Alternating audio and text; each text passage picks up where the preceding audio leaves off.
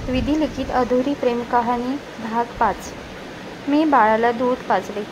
थोडा वेळ त्याला माझ्या खांद्यावर घेऊन त्याला ढेकर देत होतो. बाळ ढेकर देऊन झोपी गेला होता. मी त्याला हळूच उचलून निशाकडे दिले. तिने त्याला कपड्यात बांधून झोपवले. रात्रीचे 11:30 वाजले होते. मी किचनमध्ये जाऊन दोघांसाठी कॉफी बनवली. 2 मगात ओतून मी रूममध्ये घेऊन आलो. बाळ चांगले झोपले होते. निशा बेडला टेकून बसली होती. मी निशाकडे कॉफीचा मग दिला. आम्ही दोघेही कॉफी पीत गप्पा मारित होतो. आमच्या कॉलेजमधल्या गप्पा चालू होत्या. कधी रात्रीचे 1:30 वाजले कळलेच नाही. नेहा गेल्यावर मी पहिल्यांदा निशासोबत अगदी मनमोकळेपणाने बोलत होतो. तेवढ्यात बाळ उठलं.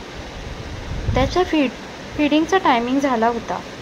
निशा त्याला फीडिंग ट्यूबने दूध पाजत होती. मी बाजूच्या सोफ्यावर बसलो होतो. दूध पाजून झाल्यावर मी बाळाला माझ्याकडे घेतलं. त्याला मी बर्प करीत होतो. ती बेडवरती टेकून बसली होती. बाळ ढेकर देऊन माझ्या खांद्यावर झोपी गेला. मी त्याला बेडवरती ठेवून बाजूने सपोर्ट म्हणून उशा ठेवला. निशा बसल्या जागीच झोपली होती. हळूच तिला सपोर्ट म्हणून मी उशी ठेवली आणि मी तिथे सोफ्यावर झोपलो होतो. जेव्हा जाग आली तेव्हा पहाटेचे 4 वाजले होते. निशा बाळाला दूध पाजत होती. मला बोलली, "अरे निखिल, तुझ्या रूममध्ये जाऊन झोपायचं ना, इथे का झोपलास? मला दर 2 तासाने बाळाला दूध पाजायचं असते. तुझी झोप पूर्ण नाही होणार. जा तू तुझ्या रूममध्ये झोप." मी उठून माझ्या रूममध्ये झोपायला गेलो. सकाळी जरा उशिराच उठलो.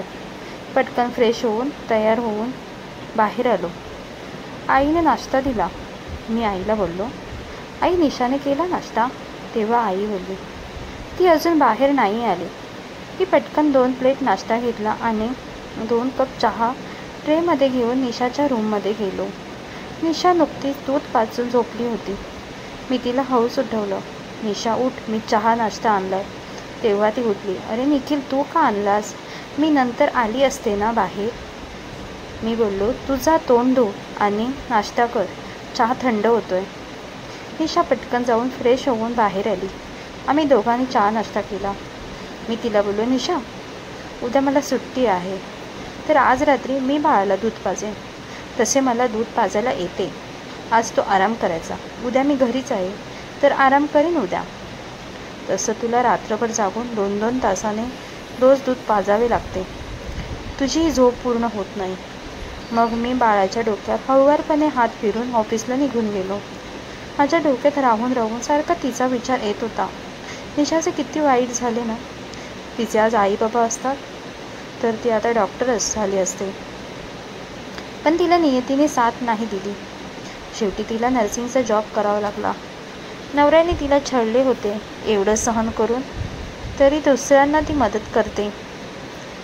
ती आमच्या घरी आली तेव्हा माझ्याही आईशी तिचं बोलणं झाले होते.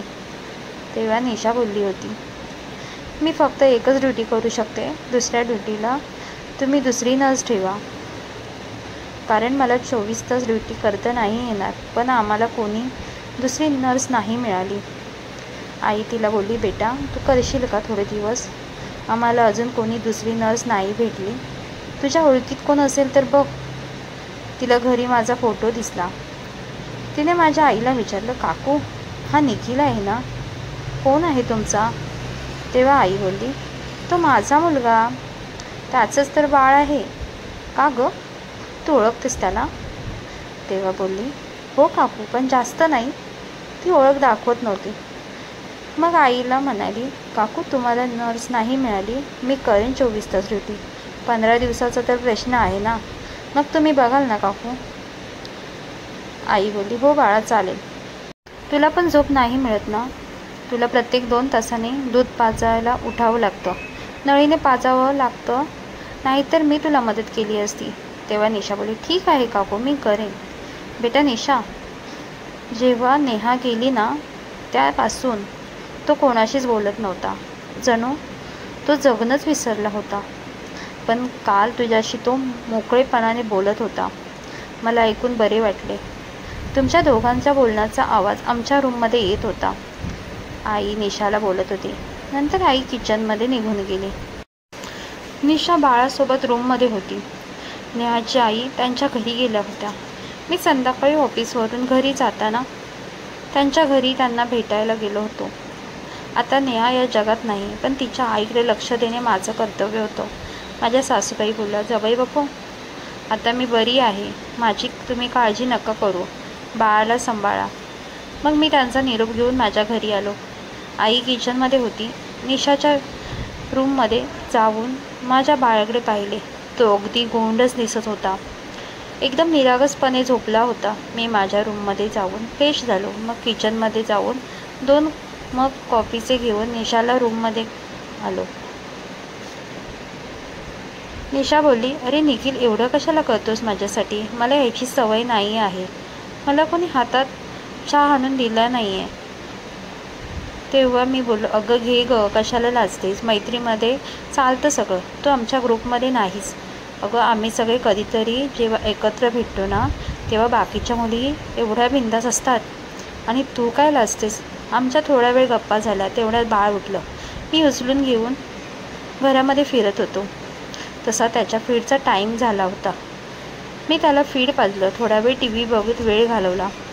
आईने ताटं वाढली. आमची जेवणं झाली. माझी शतपावली झाल्यावर मी निशाच्या रूममध्ये गेलो. निशाला म्हणाले, निशा, आज मी रात्रभर बाळाला सांभाळेन, त्याला मी फीड पाजेन, तसं मी शिकून घेतलं आहे. तू माझ्या रूममध्ये जाऊन झोप. आज तू पूर्ण आराम करायचा. निशा नाहीच बोलत होती. मी तिला जबरदस्तीने माझ्या रूममध्ये पाठवलं आणि मी तिच्या रूममध्ये बाळासोबत होतो. अचानक रात्री फीड देतानाच त्याच्या तोंडातली टाकलेली नळी बाहेर आली. मी पटकन जाऊन निशाला उठवलं. तिने लगेच येऊन दुसरी फीडिंग ट्यूब टाकली आणि फीड पाजलं. मी निशाला बोललो, सॉरी निशा, तुला उठावं लागतं. अरे एवढं काय त्यात, माझं काम आहे हे. तू आता जा तुझ्या रूममध्ये जाऊन झोप, मी बाळाजवळ आहे. मला तशी 4 तास झोप मिळाली आहे. मी मग इथे सोफ्यावर झोपून गेलो. 2 दिवसांनी दवाखान्यात जायचं होतं. बाळाचं फॉलोअप होतं. मी आणि निशा बाळाला घेऊन दवाखान्यात गेलो होतो. डॉक्टर आणि बाळाला तपासून बोलले, बाळामध्ये छान सुधारणा झाली आहे. तो आता ॲक्टिव्ह पण झाला. आपण त्याच्या तोंडातली नळी काढून टाकूयात आणि वाटी चमच्याने दूध पाजून बघूयात किती दम लागतो त्याला.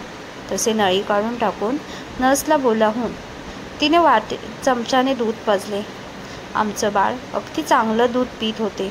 त्याला दूध पिताना दमसुद्धा लागत नव्हता. आम्ही त्याला घेऊन घरी यायला निघालो. मी गाडीमध्ये बसल्यावर निशाला थँक्यू बोललो. तेव्हा निशा बोलली, अरे असं का बोलतोस? माझं काम होतं ते. अगं तू माझ्या बाळाला 24 तास सांभाळत होती. तू अगदी वेळेवर दूध पाजत होती. त्यात तुझी मेहनत आहे, म्हणून आज त्याच्यामध्ये चांगली सुधारणा झाली. पण माझं एक काम करशील निशा? हो बोल ना निखिल, काय झालं? अजून 4-5 दिवस थांबशील माझ्या आईला पाजायला जमेपर्यंत? कारण ती खूप घाबरते. त्याला मध्ये मध्ये ठसका लागतो ना तेव्हा. निशा बोलली, हो चालेल, थांबेन मी काही दिवस. मला खूप बरे वाटले. आम्ही त्याला घेऊन घरी पोचलो. ती चमच्याने बाळाला दूध पाजत होती आणि आईला पण शिकवित होती. मी ऑफिसमधून आल्यावर निशाच्या रूममध्ये गेलो आणि तिला बोललो, निशा मला पण शिकव ना चमच्याने दूध कसे पाजायचे ते. कधीतरी मी पण पाजेन त्याला. ती बोलली, ठीक आहे, शिकवेन. नंतर तो उठला आणि तिने त्याला कसं पकडायचं, चमचा कसा तोंडाला लावायचा मला अगदी व्यवस्थित शिकवित होती. आणि मी सुद्धा मनापासून शिकत होतो. आमचा कधीकधी बाळाला एक दुसऱ्याकडून घेताना एकमेकांना हात लागत होता. आम्ही शाळेपासूनच ओळखीचे असल्यामुळे एवढं काही वाटत नव्हतं आणि आम्ही त्याच्याकडे लक्षही दिले नव्हते. तसे मला आणि आईला बाळाला दूध पाजायला जमत होते. मग 2 दिवस निघून गेले आणि ती तिच्या घरी गेली. त्याला निशाची सवय असल्यामुळे तो कोणाकडे राहत नव्हता. तो सारखा रडत होता. त्याला आम्ही पहिल्यांदा रडताना एवढं पाहिले होते. आम्हाला वाटले त्याला काहीतरी दुखत असेल म्हणून रडतोय. आम्ही त्याला तातडीने दवाखान्यात घेऊन गेलो. डॉक्टरने तपासले आणि बोलले, बाळ तर चांगलं आहे. त्यांनी एक नाकात टाकायचा ड्रॉप दिला आणि बोलले, तुम्ही याला घेऊन जा. आम्ही बाळाला घेऊन गाडीत बसलो.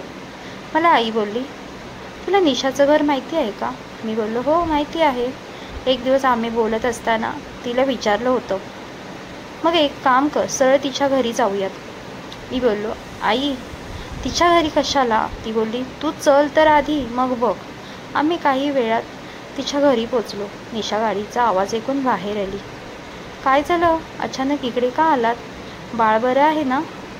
तो नुकताच रडून रडून झोपला होता. मी बोललो, अगं थांब, काही नाही झालं, तू अगोदर शांत हो. तो सारखा रडत होता. दवाखान्यात पण घेऊन गेलो. डॉक्टर बोलले त्याला काही नाही झालं, तो चांगला आहे. आम्ही तुझ्याकडे घेऊन आलो तेव्हा आईने त्याच्या पायाला जरासं हलवलं. तो लगेच उठला आणि रडू लागला. निशाने त्याला लगेच जवळ घेतला. तसा तो शांत झाला. मी आणि आई एकमेकांकडे बघतच राहिलो. तिने त्याला फीड बनवून चमच्याने पाजलं. तो अगदी नॉर्मल इकडे तिकडे बघत होता. मध्येच हसत होता, कारण त्याला निशाची सवय झाली होती. कदाचित त्याला त्याची आई वाटत होती. मी निशाला विनंती केली, तू काही दिवस अजून आमच्यासोबत राहशील, त्याला माझ्या आईची सवय होईपर्यंत. ती बाळासाठी हो बोलली. पण निखिल, मला आज संध्याकाळी आजी आजोबांना भेटायला जायचं होतं. मी तुला बोलले होते ना, ते आजी आजोबा, त्यांना मी येणार आहे म्हणून कळवलं आहे. ते वाट बघत राहतील. त्यांची औषधे संपली आहेत, नेऊन द्यायची आहेत. मी निशाला बोललो, तू काही काळजी करू नको, तू आमच्यासोबत घरी चल, तुम्हाला मी घरी सोडतो आणि त्यांना भेटून येतो. निशाने त्यांची औषधे सोबत घेतली आणि तिची बॅग घेऊन गाडीत बसली. आम्ही आमच्या घरी पोचलो. निशाने माझ्याकडे आजी आजोबांची औषधे आणि काही पैसे दिले. मी त्या दिलेल्या पत्त्यावर आजी आजोबांच्या घरी पोचलो. मित्रांनो, या कथेचा उर्वरित भाग आपल्याला उद्या पाहायला मिळेल. हा भाग कसा वाटला कमेंट बॉक्समध्ये नक्की कळवा. धन्यवाद.